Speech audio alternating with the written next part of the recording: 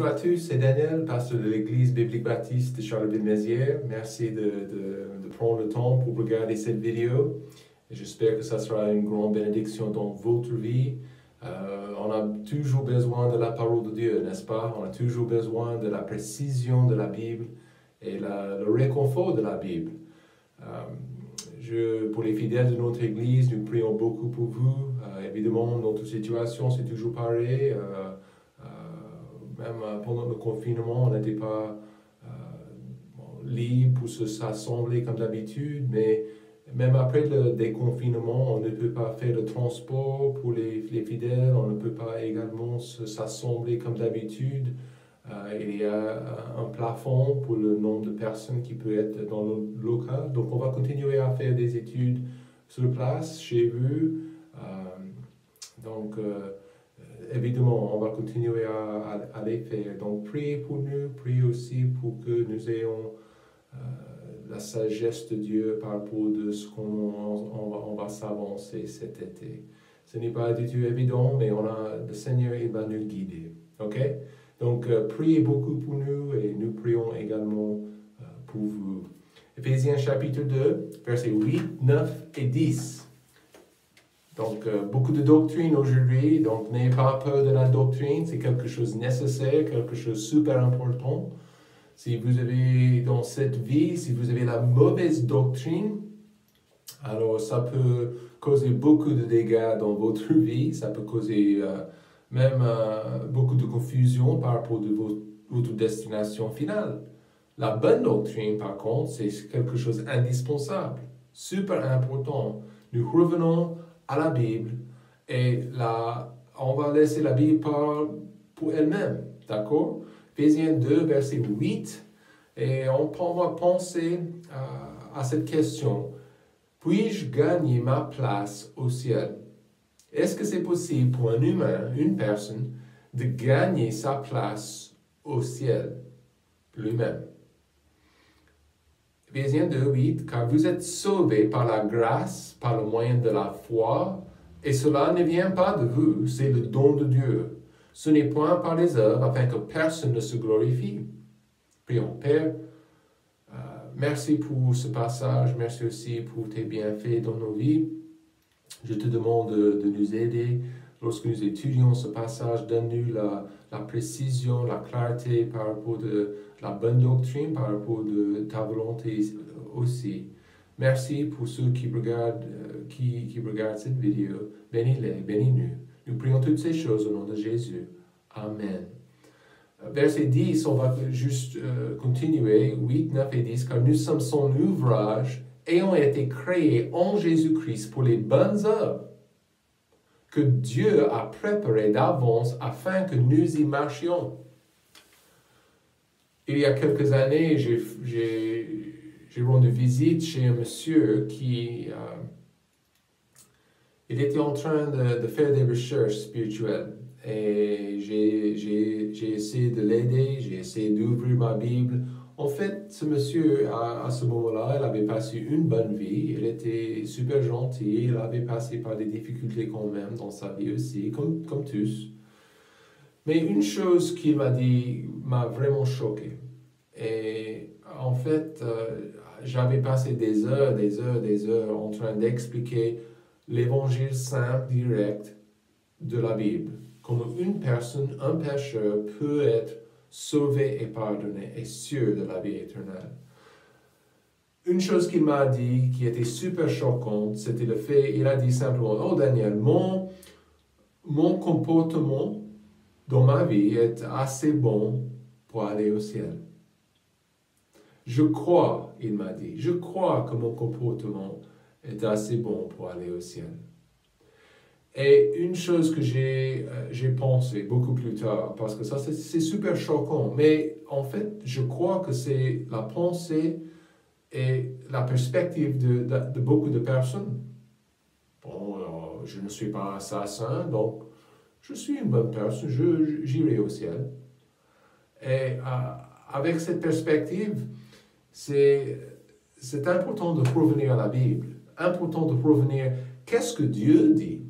Qu'est-ce que Dieu pense? Si je dis que je crois que mon comportement est assez bon pour aller au ciel, il faut être sûr et certain que Dieu dit croire pareil. Parce qu'à la fin de la journée, ce n'est pas nous qui décident. Ce n'est pas moi qui décide, c'est Dieu qui décide. Mais en fait, pour une personne avec une idée et un cœur comme ça, c'est déjà déterminé. La Bible nous dit que c'est par la grâce, ce n'est pas par les œuvres, par notre comportement. C'est naturel pour des hommes de penser que si nous sommes bons, alors on sera rémunéré, on sera récompensé selon nos efforts.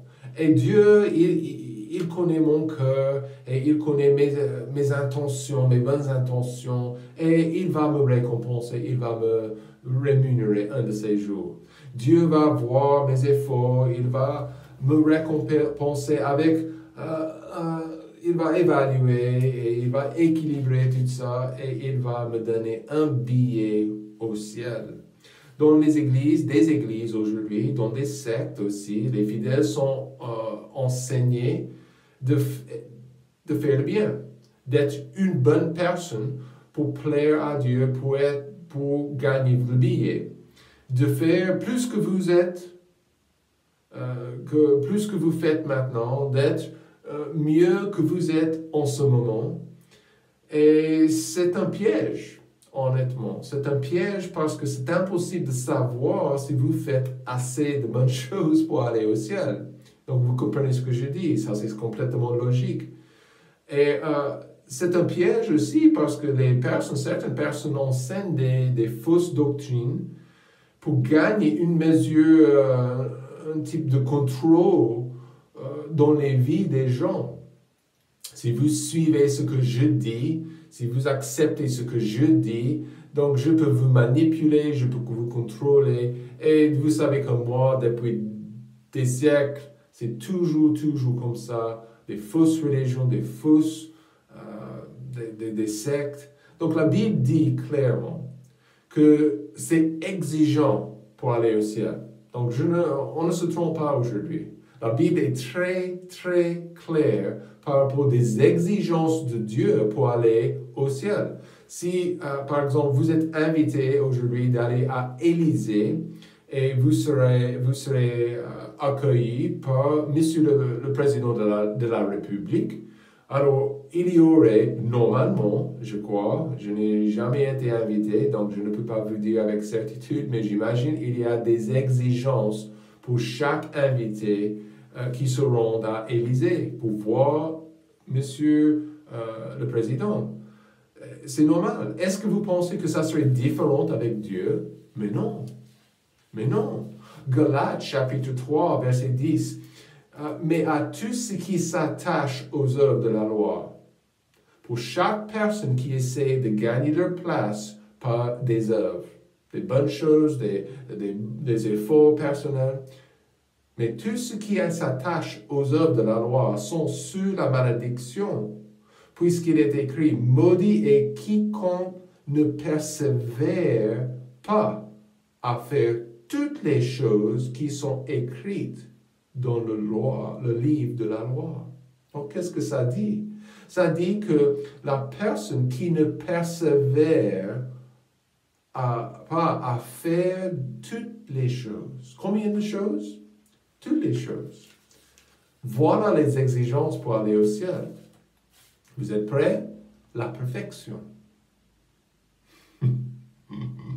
La perfection. Ça, c'est l'exigence de Dieu. La perfection humaine est totale. Donc, je vous demande aujourd'hui, est-ce que vous êtes parfait?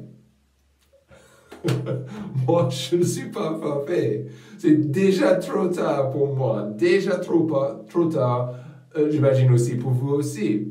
Je vois, de temps en temps, je vois les enfants. Mon garçon, il joue avec ses cousins et je vois les réponses. Aujourd'hui, j'ai vu mon petit-neveu.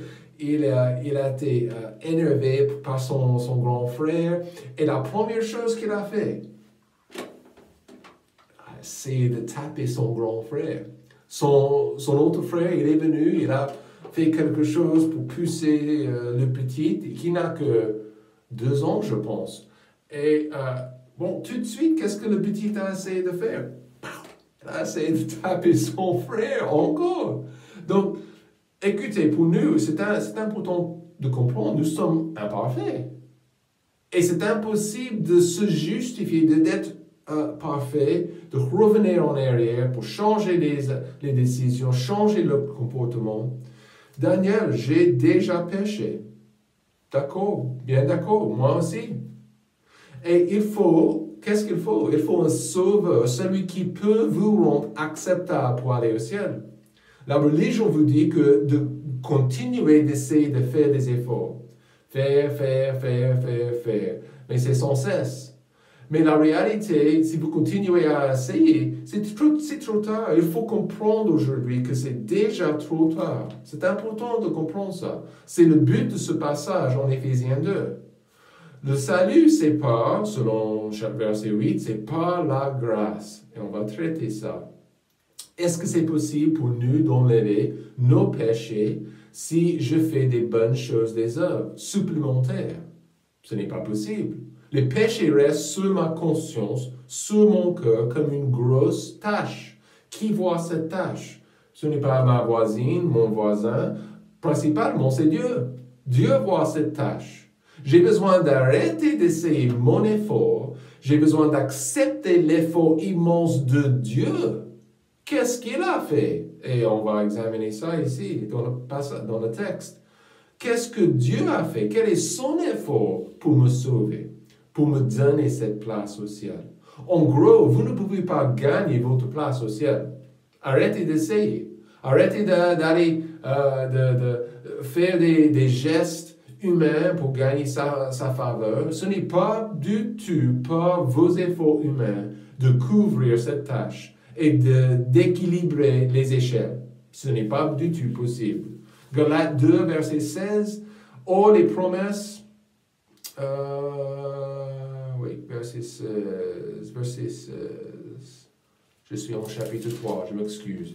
Chapitre 2, verset 16. Sachant que l'homme est justifié non par les œuvres de la loi, mais par la foi en Jésus-Christ. Sachant que l'homme est justifié non par les œuvres. C'est par la foi.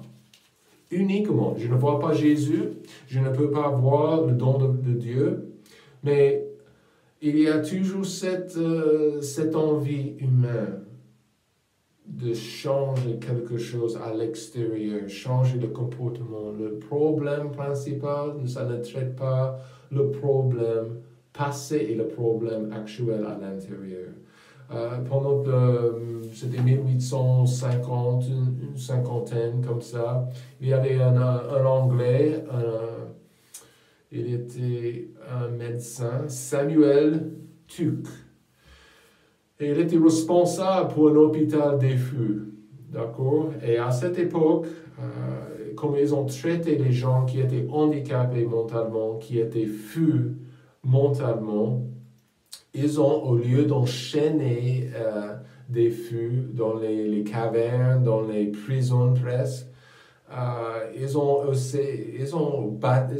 beaucoup battu ces pauvres personnes. En fait, ça c'était comment ils ont traité les fous, les gens qui étaient mentalement malades. Et ils ont pensé sincèrement, c'était leur croyance que si on les bat assez, ça va forcer les mauvais esprits dans leur cœur, dans leur vie, et ils seront en bonne santé, quoi.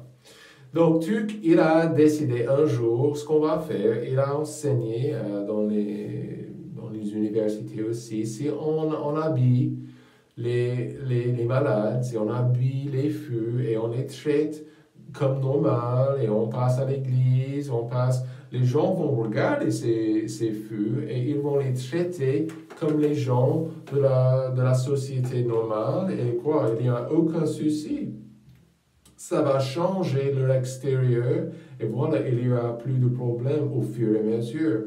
Mais le problème avec cette idée, cette philosophie, cet enseignement, ça n'a pas du tout traité ce qui s'est passé à l'intérieur de ces gens.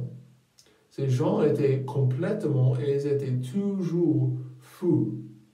Mais à l'extérieur, bien habillés, costume, une robe, prêts d'aller à l'église, prêts d'entrer dans la société, mais à l'intérieur, mentalement, ces gens n'étaient pas du tout changés. Et ça, c'était le problème avec beaucoup de gens qui essaient de gagner leur place au ciel. Il n'y a pas aucun traitement pour l'intérieur. Ils essaient de traiter l'extérieur. Et Dieu va m'accepter, Dieu va me... Mais ça ne traite pas le vrai problème. Et c'est seulement Dieu qui peut faire ça. Ceux qui essaient de gagner leur place au ciel, voyez rapidement 3 petites choses. Ceux qui essaient de gagner leur place au ciel, numéro 1, ces gens rejettent la générosité de Dieu. Verset 8. Car vous êtes sauvés par la grâce, par le moyen de la foi, et cela ne vient pas de vous, c'est le don de Dieu. Nous savons bien qu'un don, c'est un cadeau. Il y a quelques années, dans le métro new-yorkais aux États-Unis, il y avait une dame qui était dans le train en train de vendre des roses rouges, des couleurs variées. Et aussi, il y avait un monsieur et il a vu cette dame en train de vendre ses fleurs et il a demandé combien pour toutes les fleurs. Et il a payé $140 pour toutes les fleurs, mais le truc bizarre, il a refusé de les prendre après l'achat. Il a dit, Madame, ce que je voulais, si vous pouvez, est-ce que vous pouvez les donner gratuitement à chaque femme et aux personnes dans le métro? Et cette femme, elle a commencé cette distribution, mais elle a distribué avec larmes sur son visage parce qu'elle a été très, très émue par la générosité de cette personne, de cet homme. Et nous sommes aujourd'hui en train de lire ces passages et versets, et c'est important de comprendre la générosité de Dieu. Dieu, le don de Dieu, c'est la vie éternelle, la Bible nous dit. La vie éternelle. Dieu sauve le pécheur selon sa générosité, par sa grâce, et c'est disponible à tous. Ce don est disponible en 2020, aujourd'hui. Ce don est gratuit. Vous ne payez rien du tout. Et il faut comprendre, ces gens qui essaient de gagner leur place au ciel, dans un sens, ils sont en train de payer un prix généré par eux-mêmes, leurs efforts, leurs bonnes œuvres, leur religion, leur comportement. Et ces gens ils sont en train de payer pour un cadeau qui est déjà gratuit. Nous avons vu que la grâce est la faveur non méritée de Dieu. D'accord? C'est bien clair que dans ce verset, que c'est quelque chose qui est reçu par la foi. Je ne peux pas le voir, mais c'est un don quand même. C'est un cadeau. On a fêté le 9e anniversaire de naissance de mon fils cette semaine même. Et il a reçu des cadeaux et c'est toujours marrant de voir la réponse d'un garçon qui déchire ses cadeaux, l'emballage, il regarde bien dedans pour voir ce qu'il a reçu et quand il est content. Et j'adore toujours les réponses, les réactions des petites et même les grandes, d'accord? Mais au début, bien sûr, il a plusieurs emballages, il a plusieurs cadeaux. Et il sait, voilà, ça c'est pour moi. On ne peut pas voir avec nos yeux aujourd'hui le cadeau de Dieu, mais c'est un cadeau quand même. C'est pourquoi c'est reçu par la foi. Nous avons vu, la dernière fois, que la grâce est la faveur non méritée de Dieu. Non méritée de Dieu. Vous n'êtes pas sauvé par une œuvre de votre part. Vous n'êtes pas sauvé est en train de gagner votre place au ciel grâce à votre comportement. En fait, Dieu rejette votre effort.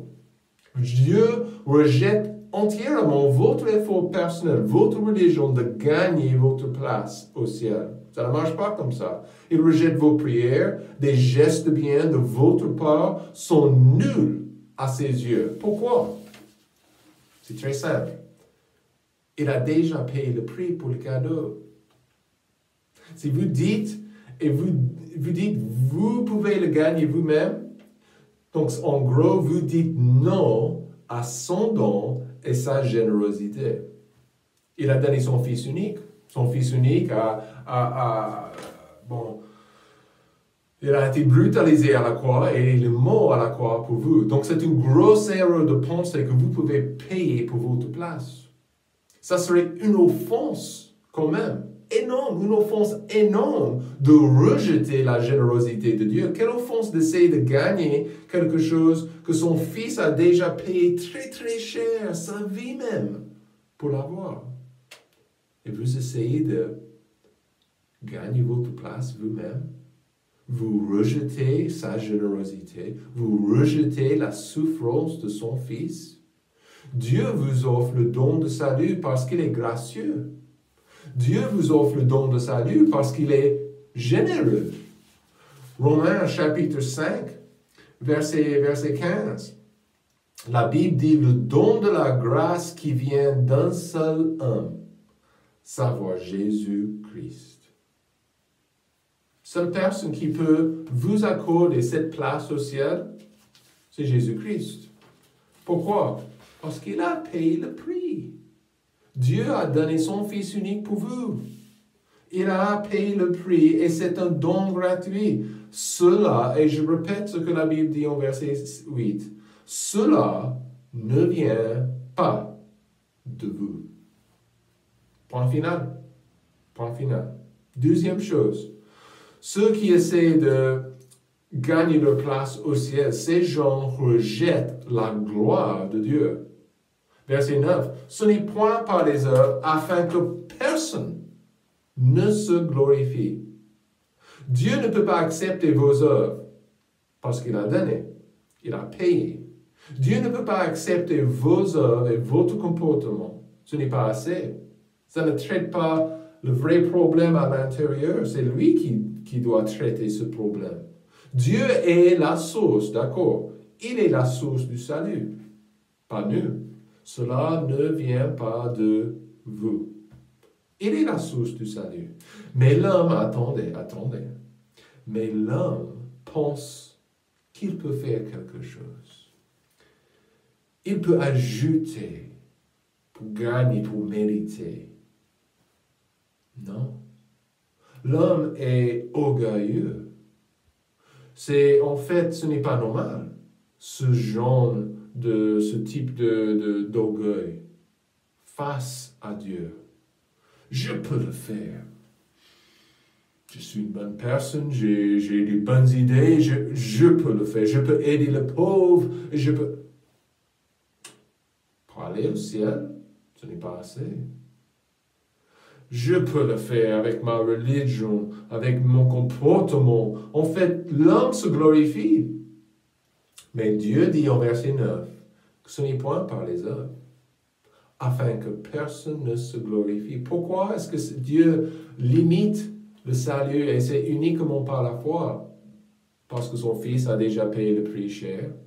En plus, parce que ça va piquer la gloire qui appartient à Dieu. Si vous pouvez le gagner, pourquoi la croix? Si vous pouvez gagner votre place au ciel, pourquoi la souffrance de Jésus? Et en plus, pourquoi est-ce que vous essayez de prendre quelque chose qui appartient à Dieu? Dieu a payé le prix. C'est à lui qui appartient toute la gloire. Dieu dit, top. L'homme persiste, l'homme essaie de se glorifier, mais toute la gloire appartient à Dieu, même en 2020.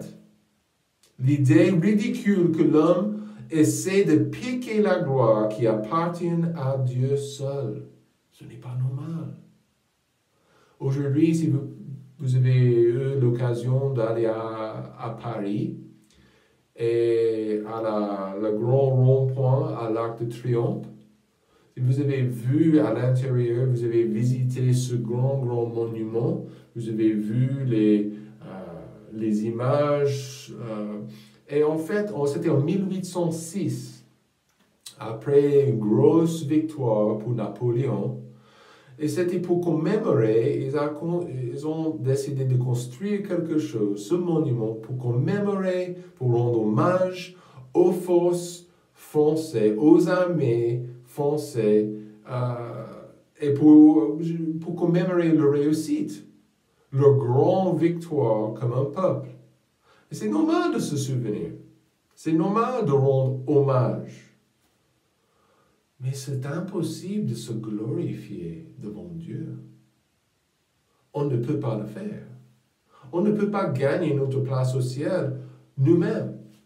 En fait, Éphésiens chapitre 2, verset 1, la Bible dit, « Vous étiez morts dans vos fautes et dans vos péchés. » Qu'est-ce que c'est possible? Quel est-il possible pour un cadavre? Qu'est-ce que c'est possible pour un cadavre à faire pour lui-même? J'attends votre réponse. La réponse est rien. Un cadavre ne peut rien faire. Spirituellement, l'image est juste. Spirituellement, avant mon salut, moi-même, je ne peux pas gagner ma place au ciel. Je suis mort. C'est pourquoi j'ai besoin d'un sauveur. J'ai besoin de quelqu'un qui peut me changer à l'intérieur et me justifier aux yeux de Dieu. Et c'est seulement Jésus-Christ qui peut faire ça. Si vous essayez de piquer la gloire qui appartient à Dieu, il faut prendre votre décision aujourd'hui d'accepter Christ. C'est seulement lui qui sauve. Ceux qui essaient de gagner leur place au ciel par le moyen de leurs efforts, leurs œuvres, la troisième chose, ces gens rejettent le but original de Dieu. Verset 10, car nous sommes son ouvrage, ayant été créés en Jésus-Christ pour les bonnes œuvres. Est-ce que Dieu aime les bonnes œuvres? Tout à fait. Les bonnes œuvres que Dieu a préparées d'avance afin que nous y marchions. Le but originel de Dieu était simple. C'était pour que Dieu nous forme et nous façons comme son Fils unique, pour que nous soyons comme Jésus-Christ, comme son Fils unique, pour que j'agisse comme un enfant de Dieu, dans la sainteté, dans la pureté, mes décisions selon en obéissance à ses commandements, ça c'est complètement normal. D'être juste dans mes décisions, obéissant à sa parole, comme son Fils, soumis comme son Fils. Mais la phrase clé dans verset 10, en Jésus-Christ. Nous sommes son ouvrage en Christ. Nous sommes créés en Christ. Donc Dieu veut que je fasse des bonnes œuvres. Mais c'est pour quelqu'un qui est déjà sauvé. Si vous me dites aujourd'hui que je ne suis pas 100% certain que j'ai la vie éternelle, alors vous n'êtes pas sauvé. Vous n'êtes pas en Christ. Vous n'êtes pas non plus son ouvrage. Vous êtes, selon verset 1, morts dans vos péchés et dans vos fautes. Et la phrase « en Jésus-Christ », ça met les enfants de Dieu à part. Maintenant, le but original de Dieu, c'était pour que les gens, ses enfants, soient mis à part pour devenir comme son cher Fils. Pour se comporter comme son Fils. Mais tout dépend de quoi? Moi, en train de gagner ma place au ciel? Non, je ne peux pas. Tout dépend de ma décision de prendre confiance à Jésus-Christ et ce qu'il a fait pour moi, parce que je peux faire. Grosse différence. Maintenant, Dieu est en train de bosser et de travailler dans mon cœur et dans ma vie. Je suis son ouvrage. Dieu ne peut pas former son Fils dans votre vie si vous n'êtes pas membre de sa famille. Le but original, donc, mais par contre, ceux qui essaient de faire quelque chose à l'extérieur, des efforts, des bonnes œuvres, bla bla bla, donc s'il vous plaît, c'est inutile. Parce que Dieu, vous n'êtes pas membre de son famille, vous n'êtes pas sauvé. Monsieur chrétien, par contre, si vous avez déjà pris votre décision personnelle pour accepter Christ, vous savez que vous êtes sauvé. Vous êtes son ouvrage. Laissez-le travailler, faire quelque chose dans votre cœur et dans votre vie. Laissez Dieu bosser dans votre cœur et dans votre vie. Pourquoi? Pour que vous soyez comme son Fils unique.